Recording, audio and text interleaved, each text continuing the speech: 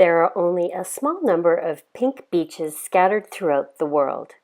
They owe their exquisite color to tiny oysters named foraminifera. The red shells, crushed in the sand, leave a pink color. It is hard to believe that week 44 is behind us and our around-the-world family travel is drawing to a close. This week our adventures were on the Greek island of Crete and then in a small town outside of Manchester, where we were hosted by friends for a long weekend and got a taste of life in the English countryside. Welcome to my channel, the home of videos for dailycreatives.com. My name is Christine and we are traveling the world as a digital nomad family. We have been to many amazing places from Barcelona to Bangkok, ancient ruins of Cambodia to modern Croatia. We were denied boarding, a plane bound for Cape Town, and drove a Renault Kangoo 7,000 kilometers across Europe.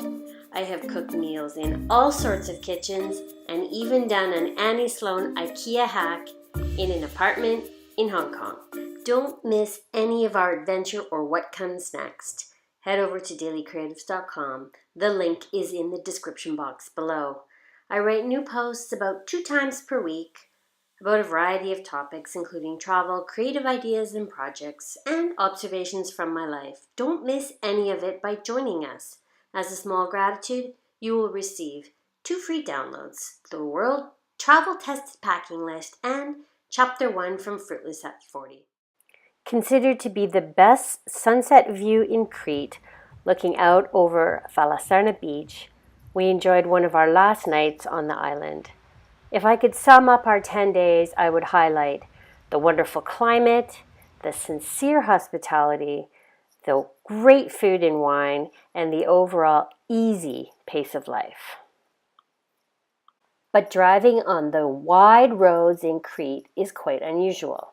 As you approach a car with an aim to overtake it, they move to the far right, mostly, but sometimes they don't, depending on how wide the road is, or the curves or the shrubbery on the road. There are many factors which seem to be at play, and it is the strangest thing.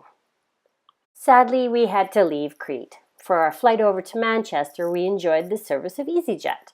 Despite what the reviews say about the airline, we enjoyed the direct flight. Nearby the town of Alsager in the county of Cheshire is the Salt Line and Borough Pit Meadows. Over approximately 40 acres are miles of well-surfaced undulating paths, some of which cover the disused railway. It is a mosaic of habitats including meadows, woodland, wetland, grassland, farmland, and scrub. With benches located at regular points along the surfaced routes, it is ideal for quiet recreation on foot or bike, and of interest for those who enjoy birds, plants, trees, and wildlife. What a treasure for our host family who lives so close by. We were able to walk over to the park entrance, giving Lola a chance to run.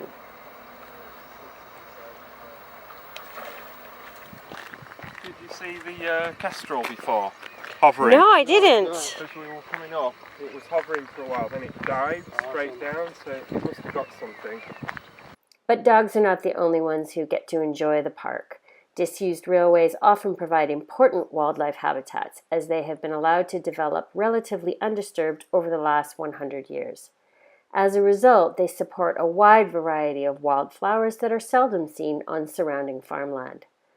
Parts of Borough Pit contain fields of grass which are grazed by cattle, such a familiar and welcome sight, reminding us of home where we were soon to be. Located on the southern fringe of the city of Stoke-on-Trent is the Trentham Estate, which includes restored Italian gardens and adjacent woodlands, as well as a garden and craft center and various leisure attractions. The overall aim is to offer authentic experiences to people of all ages. We started out with a train ride. Well, a miniature train. Although it might be small in size, it brings a big smile to all who ride it.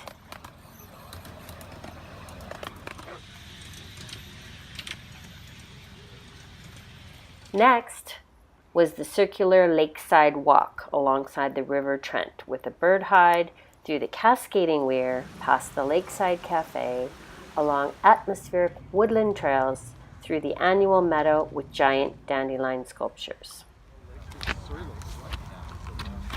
That one's cool. Look, there's some trees somewhere where you can carve, with an axe, you can carve money into.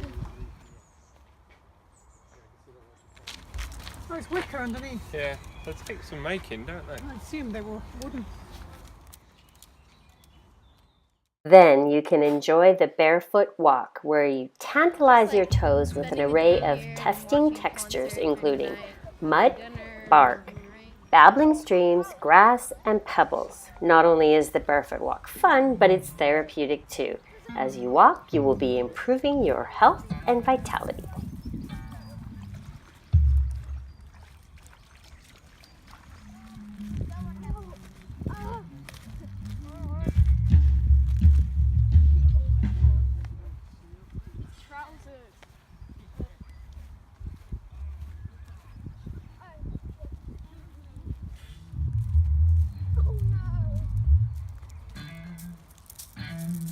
It's getting sharper and sharper.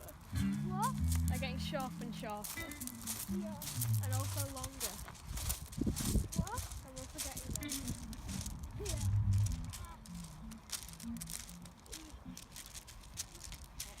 Okay, this one is weird. I don't get what. The what?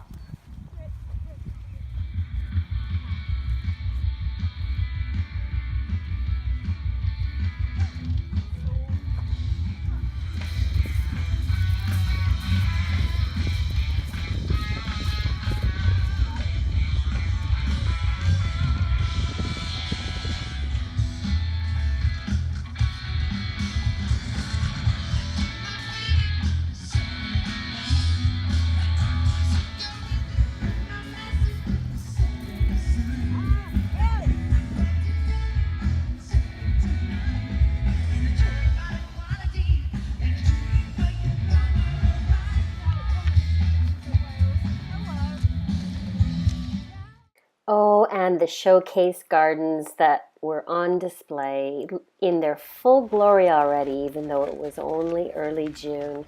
Beautifully decorated. Potager gardens. I felt like as we walked through the paths that Peter Rabbit was going to pop out at any minute.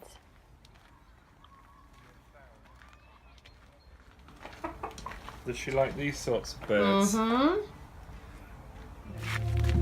Press the buttons in the walls. Buttons? Sounds like a Coldplay song, Dad.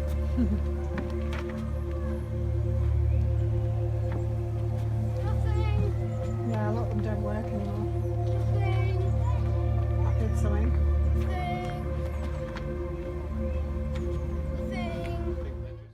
Every year, the staff at Trentham Estate work to restore the gardens, hopefully at some point back to their former glory.